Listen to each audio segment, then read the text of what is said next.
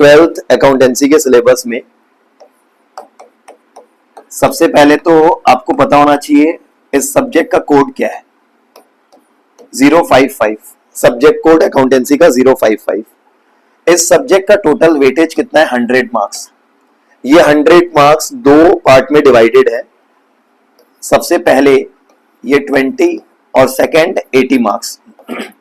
इस 20 मार्क्स के लिए आपको बनानी पड़ेगी प्रोजेक्ट फाइल जिसका वेटेज रहेगा 12 मार्क्स। एक प्रोजेक्ट फाइल स्कूल में आपको टीचर जो भी देंगे वो प्रोजेक्ट फाइल आपको बनानी है 12 मार्क्स के लिए, और बाकी के 8 मार्क्स जो होंगे वो होंगे वॉइस वाइवा।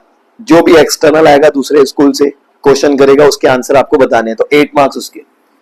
उसके बाद जो 80 मार्क्स रहता है वो एनुअल एग्जाम आप जब दोगे, रिटन एग्जाम जब आप दोगे बोर्ड एग्जाम, तो उसमें आपको जो क्वेश्चन पेपर आएगा वो क्वेश्चन पेपर रहेगा 80 मार्क्स का। इस क्वेश्चन पेपर में आप देखोगे कि दो पार्ट में डिवाइडेड है। ये क्वेश्चन पेपर दो पार्ट में डिवाइड होगा, एक part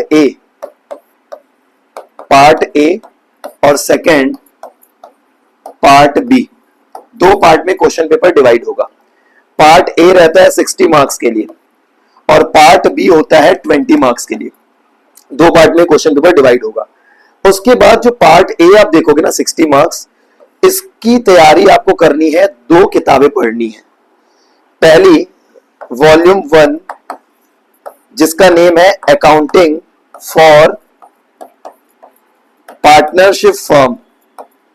accounting for partnership firm जो अभी हमारे पास क्लास में वो चल रही है, जो स्कूल में भी हमने फर्स्ट चैप्टर पढ़ा वो इसी बुक का था, अकाउंटिंग फॉर पार्टनरशिप फर्म का। ये बुक आती है बोर्ड एग्जाम में 36 मार्क्स के लिए। स्कूल में हाफ ईयरली एग्जाम जब होगा तो कंप्लीट यही वाली बस बुक आएगी, लेकिन 80 नंबर के क्वेश्चन होंगे, 80 मार्क्स के इसमें से क्वेश्चन होंगे। लेकिन बोर्ड एग्जाम में इसका वेटेज कितना है? 36 मार्क्स। ठीक है। सेकंड है वॉल्यूम 2, ये रहेगी 24 मार्क्स के लिए। 36 प्लस 24 पार्ट ए 60 मार्क्स का हो जाएगा। सेकंड बुक का नाम है accounting for companies. Accounting for companies ये वाली बुक आपको तैयार करनी है, प्रिपेयर करना है 24 मार्क्स के लिए। ठीक है। तो ये वॉल्यूम 1 एंड वॉल्यूम 2 मिला के आपका पार्ट ए बनता है बोर्ड एग्जाम में क्वेश्चन पेपर, जो कि 60 मार्क्स के लिए रहता है। ठीक है। उसके बाद हम आते हैं पार्ट बी में। पार्ट बी आपको प्रिपेयर करना है थर्ड वॉल्यूम 3 एक बुक है जिसका नाम है analysis of financial statement. Analysis of financial statement ये है volume 3, third volume analysis of financial statement. इसमें से क्वेश्चन आते हैं 20 मार्क्स के लिए। तो ऐसे करके क्वेश्चन पेपर 80 मार्क्स का, पार्ट ए 60 मार्क्स के लिए जिसमें दो बुक आपको प्रिपेयर करना है। Volume 1 accounting for partnership, second volume 2 accounting for companies. Total 60 marks का पार्ट ए। और पार्ट बी रहेगा वॉल्यूम 3 बुक जो आपको अलग से पढ़नी है 20 मार्क्स के लिए। आपको इस पार्ट बी में ना एक ऑप्शन भी मिलता है, एक आपके पास चॉइस रहती है कि आप एनालिसिस ऑफ फाइनेंशियल स्टेटमेंट के क्वेश्चन सॉल्व करना चाहते हो कि आप कंप्यूटर अकाउंटिंग। आपके पास एक ऑप्शन रहेगा कंप्यूटराइज्ड अकाउंटिंग का। आप चाहो तो कंप्यूटर अकाउंटिंग से रिलेटेड भी क्वेश्चन सॉल्व कर सकते हो। हमारे पास दोनों ऑप्शन रहते हैं। कंप्यूटर अकाउंटिंग लास्ट क्लास में अगर हम 10-15 दिन, एक महीना, 20-25 दिन भी पढ़ेंगे ना तो भी आराम से हो जाएगा। ये अकाउंटिंग सॉफ्टवेयर से रिलेटेड है, जो हम सॉफ्टवेयर यूज करते हैं अकाउंटिंग वगैरह करने के लिए। और दूसरा एनालिसिस ऑफ फाइनेंशियल स्टेटमेंट, ये कंपनी के फाइनेंशियल स्टेटमेंट को समझना सिखाता है, कैसे आप समझोगे, कैसे एनालाइज करोगे, वो चीज इस थर्ड वॉल्यूम में सिखाया जाता है, जो कि आगे के कोर्स सीए, सीएमए, सीएस या आपके बीकॉम वगैरह में ये आगे काम आता है। तो ज्यादा बेस्ट रहता है एनालिसिस ऑफ फाइनेंशियल स्टेटमेंट पढ़ना। सिर्फ अगर हमारे बोर्ड एग्जाम में आता है ना 20 मार्क्स का एनालिसिस ऑफ फाइनेंशियल स्टेटमेंट, तो हम सिर्फ इसी को पढ़ते हैं। लेकिन दिक्कत क्या है कि जो थर्ड वॉल्यूम है इससे रिलेटेड हमको बनाना पड़ता है प्रोजेक्ट फाइल 12 मार्क्स, और 8 मार्क्स का जो वॉइस वाइवा होता है वो भी इस थर्ड वॉल्यूम से रिलेटेड होता है। तो जब एक्सटर्नल आएगा दूसरे स्कूल से, तो हम उसको तो ये बोल नहीं सकते कि हम तो कंप्यूटर अकाउंटिंग को ऑप्ट करेंगे, एग्जाम में अटेम्प्ट करेंगे, हमको ये एनालिसिस ऑफ फाइनेंशियल स्टेटमेंट नहीं आता, हम इसको नहीं पढ़ेंगे, ऐसा बोल ही नहीं सकते। क्योंकि प्रोजेक्ट फाइल भी इस थर्ड वॉल्यूम से रिलेटेड बनाना होता है, और साथ में ये जो वॉइस वाइवा होगा वो भी थर्ड वॉल्यूम से रिलेटेड है। मतलब ये third book 20 marks board exam में, क्वेश्चन पेपर में, प्लस 20 मार्क्स का जो प्रैक्टिकल कंडक्ट होगा, मतलब 40 मार्क्स का वेटेज है इस थर्ड वॉल्यूम का। तो आपको समझना पड़ेगा कि ज्यादा बेस्ट क्या है, तो ज्यादा बेस्ट है एनालिसिस ऑफ फाइनेंशियल स्टेटमेंट, क्योंकि प्रोजेक्ट आपको मिलेगा वो भी इसी बुक से रिलेटेड है, और वॉइस वाइवा जो ओरल क्वेश्चन पूछेंगे वो भी इससे रिलेटेड होगा।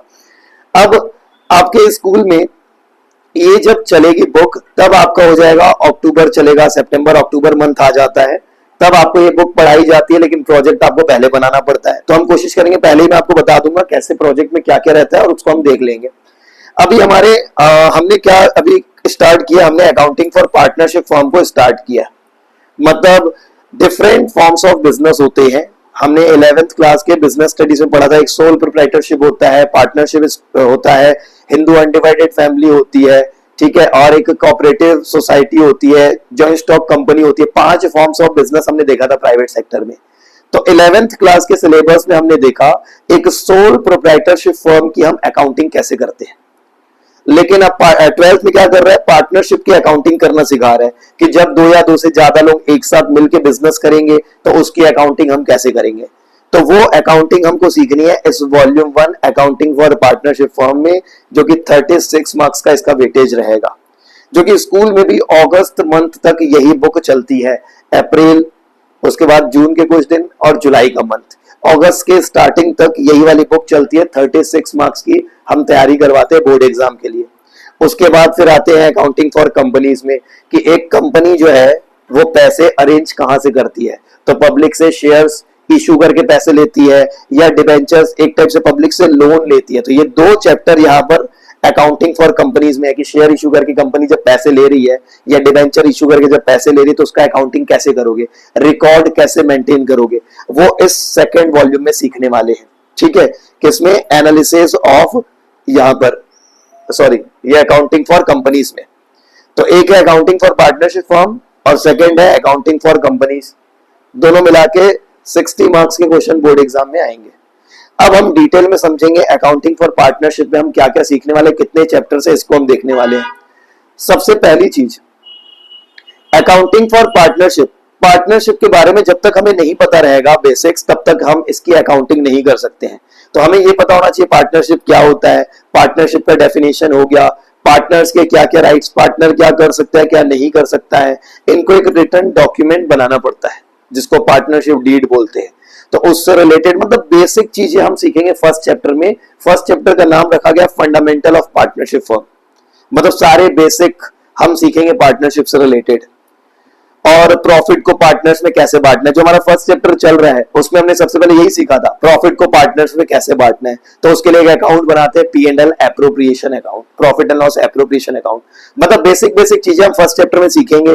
फिर आगे ऐसे कंडीशंस आएंगी कि जब 2 पार्टनर पहले से ही थे, अब उनको लगा कि हम 2 लोग अच्छे से फर्म को अच्छे से रन नहीं करवा पा रहे, हमको और लोगों की जरूरत है, तो किसी अपने दोस्त को साथ में ज्वाइन करवाना चाहते हैं। तो उस समय अकाउंटिंग कैसे करेंगे जब कोई नया पार्टनर ज्वाइन करेगा, तो उससे रिलेटेड एक चैप्टर है इसमें, एडमिशन ऑफ न्यू पार्टनर। अगर कोई पार्टनर फर्म छोड़ के जाना चाहता है किसी कारण से, उसको अच्छा नहीं लग रहा साथ में काम करना, तो जब वो पार्टनरशिप फर्म छोड़ के जाएगा तो उसका एक चैप्टर बनाएगा रिटायरमेंट ऑफ एग्जिस्टिंग पार्टनर, वो हम सेपरेट सीखेंगे उस समय अकाउंटिंग कैसे करते हैं। अगर किसी पार्टनर की डेथ हो जाती है तो उस समय अकाउंटिंग कैसे करेंगे, तो डेथ ऑफ पार्टनर। जब पार्टनरशिप फर्म बंद करना है तो उस समय चैप्टर सीखेंगे dissolution of partnership firm, dissolution मतलब खत्म करना, बंद करना बिजनेस को। तो इस तरीके से पार्टनरशिप की हम सारी अकाउंटिंग इसमें सीखने वाले हैं। ठीक है, तो अभी हम ज्यादा डिटेल में बात करेंगे पहले चैप्टर पार्टनरशिप से रिलेटेड। ठीक है, ये बेसिक सिलेबस था हमको जो साल भर में कवर करना है। अब उसके बाद एक एक करके चैप्टर पढ़ेंगे, 1 बाय 1 टॉपिक करके पढ़ेंगे।